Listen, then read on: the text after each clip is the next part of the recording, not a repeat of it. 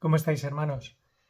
Hoy viernes nos encontramos con unas lecturas que hacen referencia al martirio de San Juan Bautista, el primo de Jesús. Pero, hay algo que me gustaría a mí, preferiría tratar hoy, ya que estamos haciendo una lectio divina lo más continuada posible de las lecturas para la misa, ¿no? Y estamos en el ciclo impar, es decir, en el año 1, por decirlo así, de ese ciclo bienal con el cual se intenta ir leyendo los pasajes más significativos del Antiguo y del Nuevo Testamento. Y llevamos semanas leyendo la carta a los hebreos. Entonces yo querría aprovechar, sin que esto se convierta en una clase, sino, pues como siempre, intentando sacar consecuencias para nuestra vida, quería profundizar en el tema de que la semana que viene abordamos el libro del Génesis, comenzamos con el libro del Génesis, entre semana. Y sin embargo la Iglesia nos propone que leamos antes la carta a los hebreos. Dedicamos mucho más tiempo, o el mismo tiempo, pero se adelanta la carta a los hebreos a las lecturas del Génesis. ¿Y esto por qué, no? ¿No es el Génesis el primero de los libros de la Biblia? Varias cosas. Lo primero, aquello de lo que habla la carta a los hebreos es de una nueva alianza.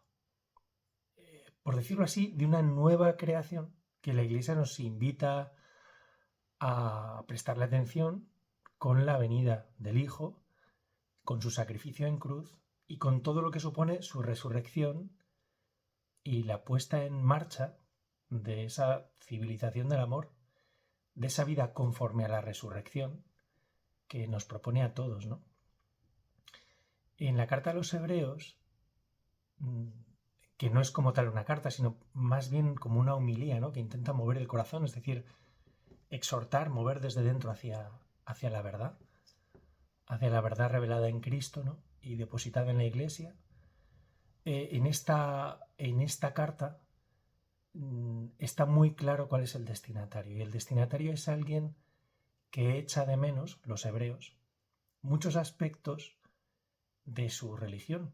Echan de menos los sacrificios en el templo, la vida alrededor del templo con los sacerdotes, con el tipo de oración, los salmos, los cánticos inspirados, echan de menos el sábado, ¿no? El sábado. Y esta carta de los 90 después de Cristo dice, mira, es que nuestra fe es superior. ¿Y por qué? Pues porque en ella se ha realizado una alianza nueva.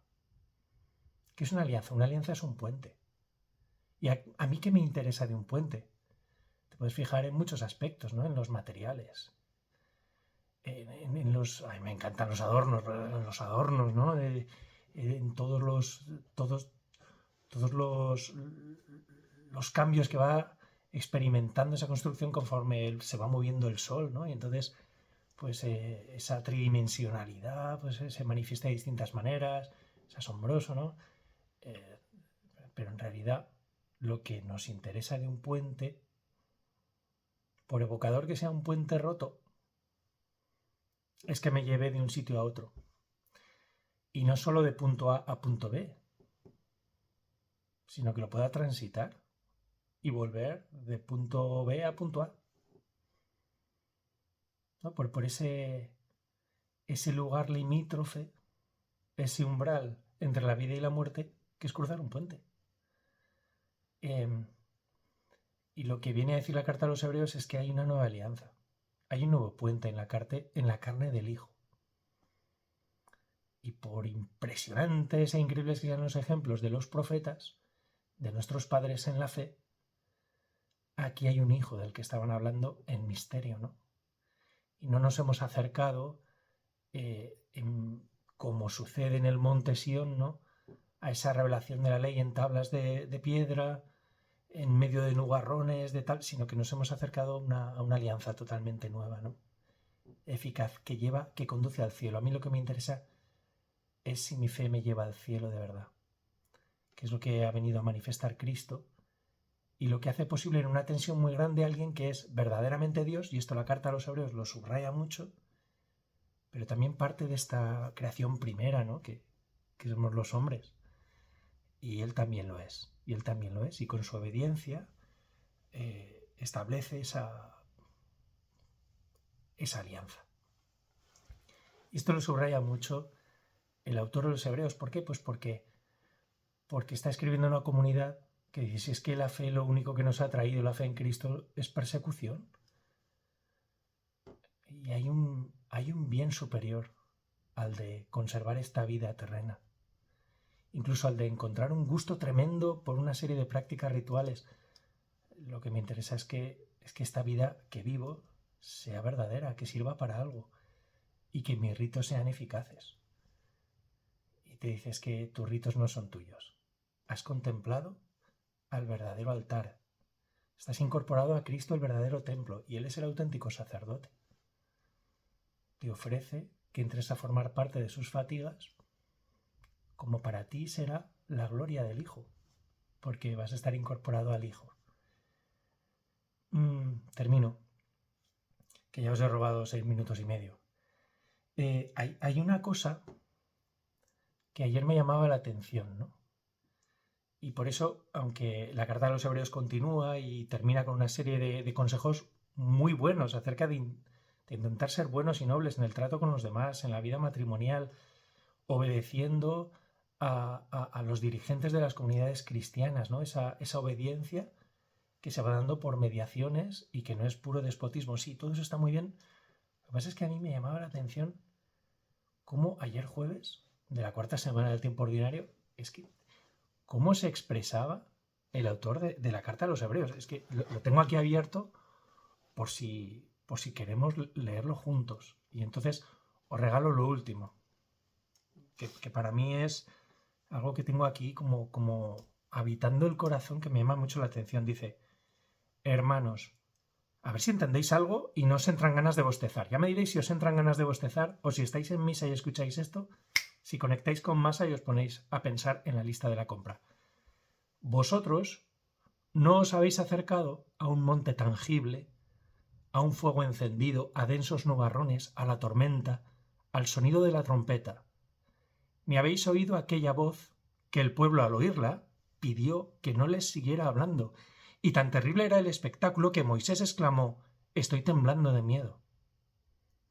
Vosotros os habéis acercado al monte Sión, ciudad del Dios vivo, Jerusalén celeste, a millares de ángeles en fiesta, a la asamblea de los primogénitos inscritos en el cielo, a Dios, juez de todos, a las almas de los justos, recordad el puente, de los justos que han llegado a destino, y al mediador de la nueva alianza, Jesús, y a la aspersión purificadora de una sangre que habla mejor que la de Abel.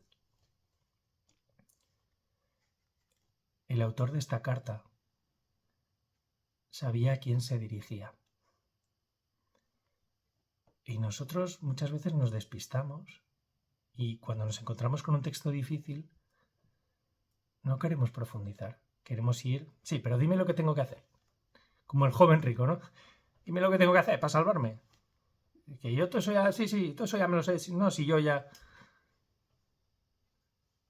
Pero si es que lo que te va a pedir Jesús es aún más difícil. Pues échale un vistazo a qué misterioso y qué bueno y qué cercano, qué realista y qué exigente es este que te lo pide, ¿no? El Señor. Porque el centro de todo de nuestra evangelización es Cristo. ¿Tú has entendido el texto que te he leído?